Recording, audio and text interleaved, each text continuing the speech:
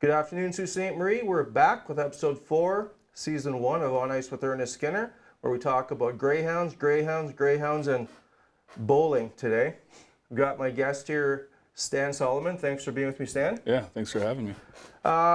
So, getting to know you a bit over the last couple of years, I understand you're a big bowling aficionado, and I did Google bowling, and it didn't come up as a sport or any kind of a game, but all joking aside, just give me a bit about your family and bowling, and then we'll start talking about the Greyhounds.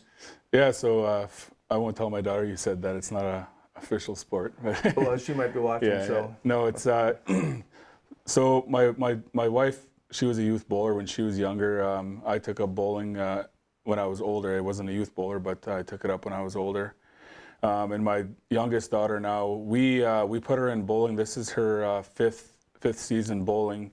And second competitively, where she's entering more tournaments. Last year we went to 3 national championships. We were in Montreal, we were in Calgary, and we were also in Dallas. Wow. And just past weekend, we went to, it's called the Great Lakes Junior Gold Tour. I heard about that one, yeah. So we were in Sheboygan, Michigan, and she qualified again for the Junior Gold Nationals this year are in Detroit, Michigan. Wow. So we'll be going to another national pretty championship. Proud. Yeah, it's pretty overwhelming. I remember when I was a kid, my mother forced me to watch bowling on Saturday afternoons on ABC with Earl Anthony. Oh, You ever heard of Earl? Yeah, yeah. But anyways, so yeah, well, thank you very much for coming, and Yeah. I'm sure your daughter's going to do well. Yeah, I hope so. She's pretty determined. So That's awesome. Yeah. That's awesome. So with the Hounds here, and it's I think our record's 7-3-1, mm-hmm. and that's you got to be pretty surprising. I'm actually I didn't know what to expect coming into the season. You know, whole new coaching staff. Mm-hmm. We lost a lot of graduating players, but I knew we'd be competitive. That's for sure. Just based on John Dean's resume and his little bio that we all saw, and just my own judgment. But they're surprising me actually. Last night, that last night's game was a pretty awesome game. It was back and forth, very fast game, and the Hounds didn't, they didn't stop. They didn't. No. I found last year they kind of, if they got an early lead, they would kind of sit back and coast a little bit, and then if something happened, the other team started, then they would start, exactly. turn it up a little bit. But I find this year it's kind of. They don't take one shift off. No. And if they do, I find Dean reminds them of it. And Jordan as well. And Jordan Smitty's right in there. So I think when Kyle went out and got these guys, he went for that kind of attitude. You know what? Maybe we're not going to contend like we did last year, but it's a development league, and we got to get these kids to the next level. And you're not coasting back to the bench. And win, lose, tie, or draw, you're going to entertain the fans, and I've been entertained so far. I think there's only one game where we kind of weren't even in the game, and that was the first game. Right. And since then, the 3 losses and the 1 overtime loss, I really don't think we got outplayed. No. I think as the games have come on, we started to gel more, and there's, I use this word, blood doping. I heard about blood doping back in the days with the Russia-Canada series and stuff, and that I'm obviously joking about it, but like I said, and you said, not one shift was off last night. It's like these kids were playing for, the next goal means that they continue into the playoffs or something. Yeah, There wasn't exactly. one. And what about Evan Taylor? Oh, yeah, he's my daughter and my oldest daughter. She's pretty avid as well. I think he's her favorite player this year. He really surprising me. Kind of reminds me a lot of Matty when he came into the league. He's got that butterfly. So calm and he's he doesn't seem to panic or doesn't seem to I think the first goal he wanted back. I think he thought he had it because he had his glove up and he just thought the puck was going to go in there, but he wanted that one back. But I mean, I find he reminds me a lot of Matty when he first came to the league. And I think we're on such the same page. And, you know, you have to give tutelage to Stuart, the goalie coach, has a lot to do with it. But as you say, and as I feel, I think Matty is teaching this young lad a lot. He has that butterfly style, and technically, in a lot of hockey forums, that's against you. Don't flop down. But I'm like, you know, whatever it takes, and you win. Like stop the puck, stop the puck. So you know what, I think he's got 2 wins under his belt, and it's confident for Matty to know. Well, excuse me, not Matty. For John and the coaching staff to know that if Matty went down for any length of time, i.e. World Juniors coming up, he doesn't have to worry about who's putting in net. So, you know, I think moving forward, this young kid is gonna excel with the Greyhounds, and he's gonna keep the goals down, and it's just awesome. Great game last night. Yeah, gonna keep that 1-2 tandem like we had with Johnson and Absolutely, and speaking of Johnson, we get to that later, but awesome. So we're going to go for a commercial break, and we'll be back with On Ice with Ernest Skinner and my guest, Stan Solomon. Let's go, Greyhounds, let's go! And we're back with episode 4, season 1. I was going to say 2 for some reason, getting ahead of myself. On Ice with Ernest Skinner, my guest, Stan Solomon. During the break, we were talking about some of our younger kids, and I believe one of your favorites is that dynamic O'Rourke. Oh yeah, that kid, like Ryan O'Rourke, he's wearing obviously Connor Timmins' number, but he, you know, call me crazy, but I think we have a gem on our hands with that kid. He does not play like a 16-year-old. No. Does not. I've never seen a 16-year-old play with not only the smarts that he has, but he's physical. He plays like it's his 3rd year in the season. That one body check, I didn't mean to interrupt you. It was the other night, and I think it was a road game. Yeah, it was on the highlight, the OHL. Was it highlight. in Ottawa, that game? Yeah, it was on the OHL highlight. He smoked that kid. I think the kid left the arena. In the air, actually. But no. And for this kid, he's just a dynamic. He's 16 years old, and I remember meeting him last year during the playoffs. I think what the organization does is they'll bring in their first-round picks just to get some sort of feel, kind of what they I think they did with Barrett Hayton, kept him up a lot longer just so he can, how do you say, he can take in the atmosphere and know what it takes. And this O'Rourke kid, I'll tell you, he's got puck sense, dominance, such as a Sandin Rasmus, yeah. Sorry, man. He's just he's so smart at the puck, and he's confident. He doesn't look like he has any problems if he made a mistake and is getting to the bench with his head down. I think he's that knowledgeable that he knows 9 out of 10 times his instincts are good. So yeah, it's we got a good one there in our hands for sure. Yeah, it's almost like we don't even have. It's almost like on the back end we have another second-year player. Yeah, absolutely. For sure. Yeah. Last night's game saw a lot of speed, and I'm telling you, these guys with the rule changes, you can't even touch anybody anymore. It's making our team and our scouts draft this kind of player, and I can't believe the speed that's flying through the neutral zone. Yeah, a lot of our a lot of the younger guys we have coming up, they're really, really fast. I haven't we haven't had I don't think a young group like that as fast in a long time. It's and smart too with the puck. Yeah, they're coming out of the end, and I remember the first 2 or 3 games. I did see a lot of scrambling, but we beat London. Who cares how we beat them, right? Yeah, exactly. Yeah. But there was a lot of scrambling. They didn't understand or they didn't know their place. But now they're 7-10 games in there. They're bursting through the the neutral zone, and what's happening is the other coaches are having to adjust to that. Yeah. It's not like they're coming in to see the young Soo Greyhounds and they're going to have to adjust to our style. They're adjusting to our style, right. and that was last night was just a great game.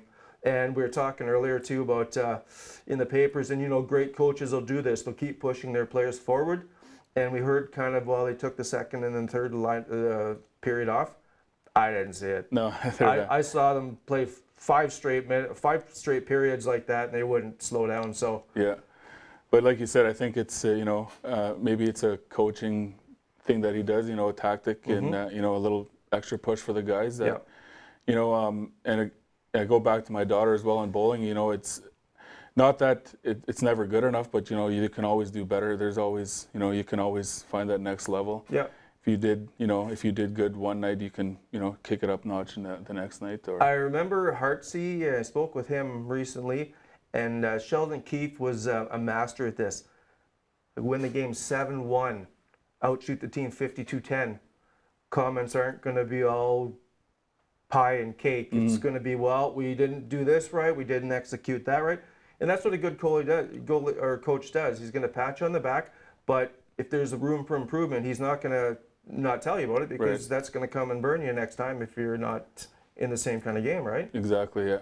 So practice, you know, they say practice makes you perfect, but if you're not practicing perfect, you're not going to be perfect. That's right. You know, if you're practicing bad habits or doing bad things, it's not going to help you at all. Absolutely.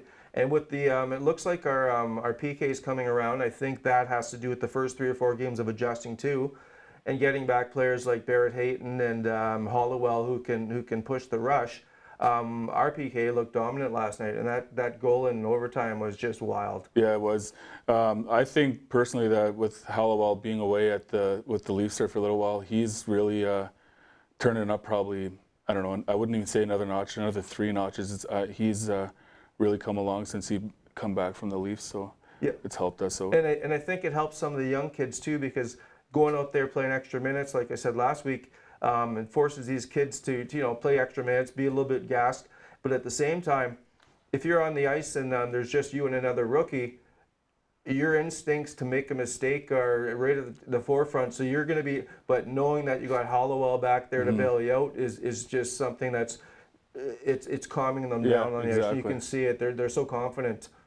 We're going to go back to another commercial break, and I thank Stan for joining me today. Thanks again. And we'll be back with my other guest, Sal the Fish Vilinas. Let's go, Greyhounds, let's go! And we're back with season 1, episode 4 with ONNice with Ernest Skinner, and I have my new guest, Sal. Thank you very much for joining us. A pleasure. Just a real quick read. I met you through the Greyhound Facebook page, and it's Sal Vilinas. How did you come up with that? Are you a big fisherman, or? That is part of like the scientific name for brook trout, and that's kind of when I'm not obsessing about the hounds. I'm Okay. That's cool. chasing brook trout around. So you love fishing, right? Yeah, I love fishing. I love catching. I love the bush. So So did they help you last week when you were ill? Because you told me you were feeling under the weather. So do you have any fisherman friends, or? no. I was a little bit of ginger ale and some soda crackers. Wasn't last week UFC week? It was. You stayed up and watched UFC. That's did. what happened. You're just too tired. Yeah. Who was your guy?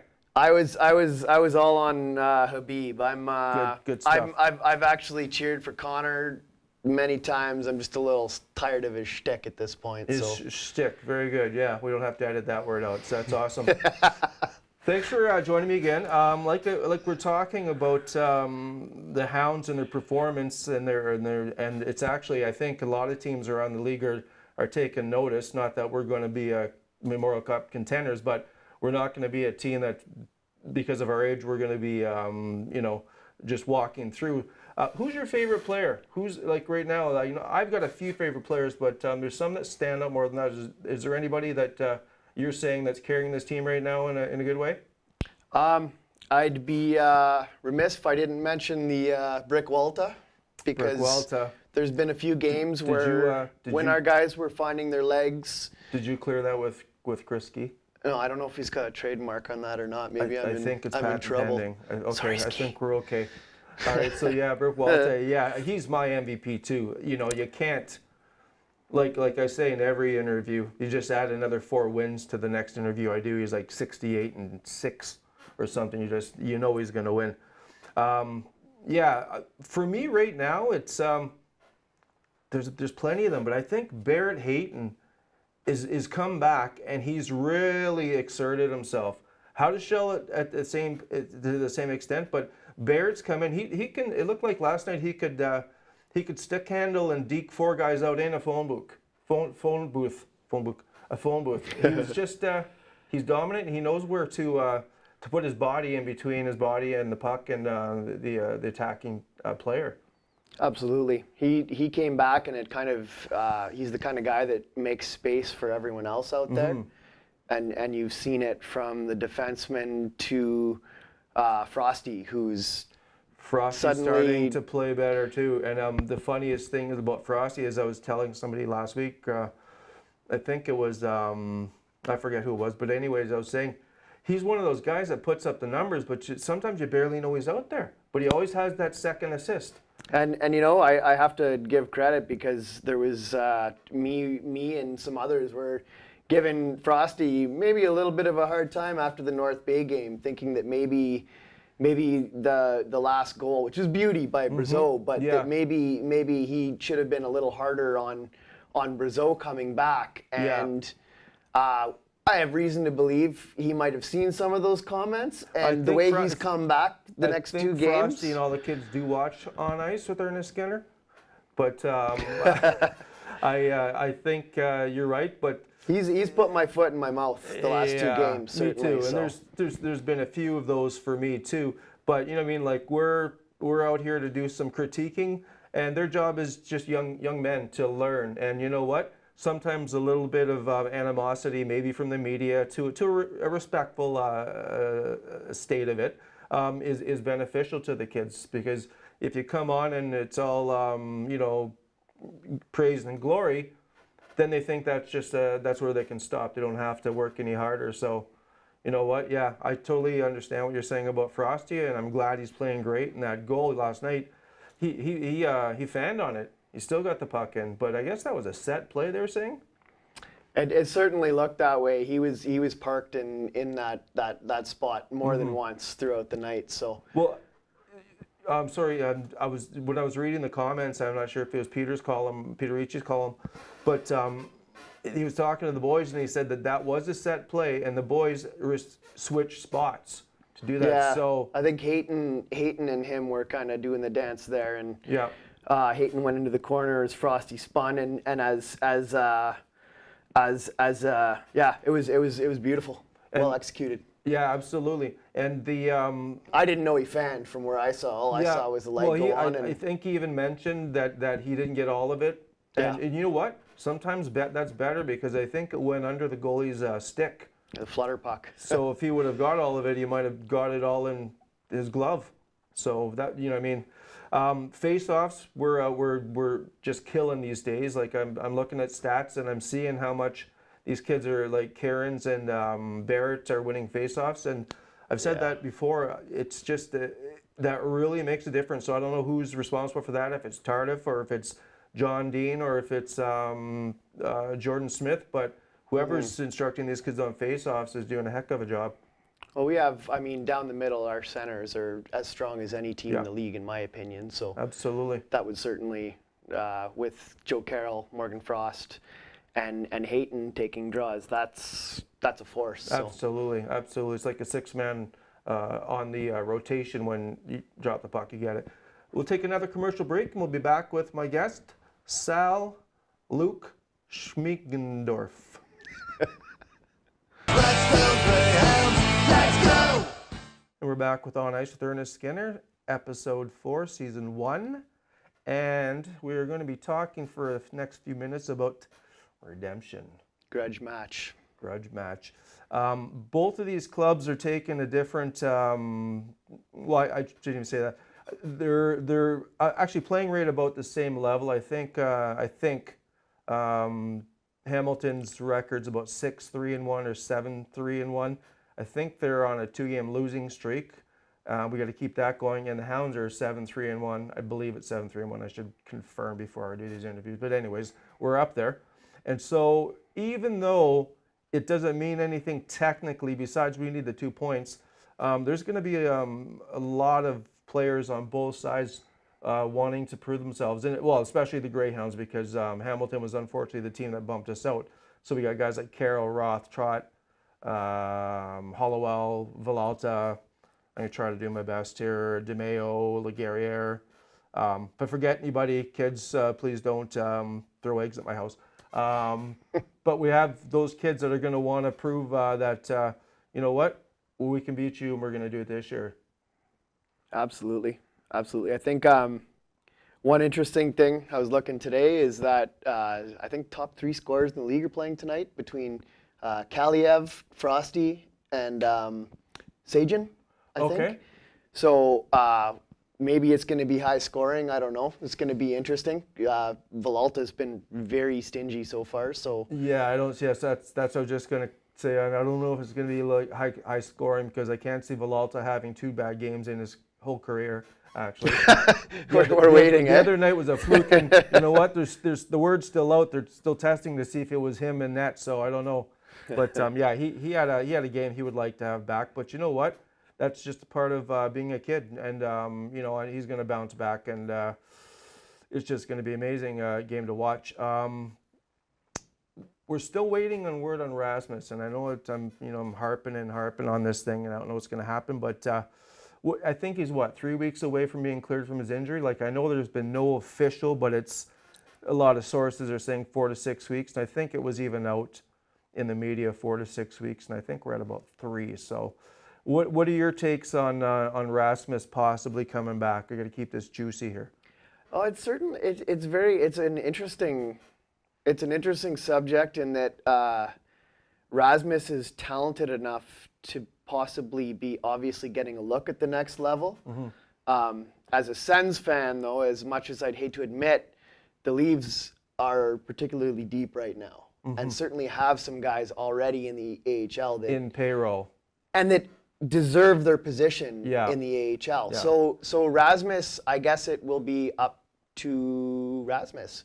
And then whether he comes back to the Soo or goes back to Sweden, if that doesn't happen, will be up to him, and hopefully Mr. Dubas can plug for the home team. that's the thing. I don't know if Rasmus has that much say, to be honest with you. He's the one who's wanting the money and the contract. So I think Dubas is the final catalyst to catapult him here to the Soo or catapult him over the ocean. I guess the question is if Rasmus is better served playing against peers his age or younger, or if he should be testing himself against men. And I don't know. I'm a bit of a homer, but I don't know. I think sometimes they rush players too quick. Yeah, and that's a problem, and that's a very good point, because as good as he's doing now, I don't think it will harm his development by playing in the O and dominating this team and this league. Excuse me, not just the team, the league, and having him go to, and like I've said a billion times, I'm sorry about this, guys, but it's just I think I've got some sort of a glitch in my brain. For him to go back to Sweden to play on a larger ice surface, A, sets him back, and then B, if he goes back to a larger ice surface, he's also got to contend and play behind players that are getting salaries and they're men. And so how does the coach justify developing this young kid at the expense of these men who put in their time, who are playing for their country, in their country? So that's where I see, if it's not the A, if he doesn't make the Marlies, I think he's going to be here. And if I'm wrong, we're going to just edit this out so anybody who goes to YouTube won't see it. Well, I mean, make no mistake. I mean, when you play in the AHL, you are playing against men. Absolutely. So, as solid as anybody in the OHL is on their skates, when you make that jump, you're going to feel it in bruises. And I think he still has time to grow. He's 18, going on 19 or 19 now? Yeah, he'd be 18 this year, right? Okay, yeah. So he's still got some more pounds to fill out, and he's not an overly tall, big kid. So, yeah, that's my opinion, and it's just an opinion. So I hope he's back. But we're going to wrap it up. I'm really happy and thank both of my guests, Stan Solomon. Thanks, Stan, sitting in the corner right there. And thank you very much, Sal, for coming in. Thank you. And next week, I don't want to give out the name of my guest, but I'm pretty sure I have her confirmed. But we'll just wait until Dog Treats comes out next week, which I didn't do this week. I had to do Rock Talk and stuff. But I'll definitely have a Dog Treats coming out in the next 3 or 4 days with my guest for next Sunday. And thank you for joining us on TV. Let's go Greyhounds, let's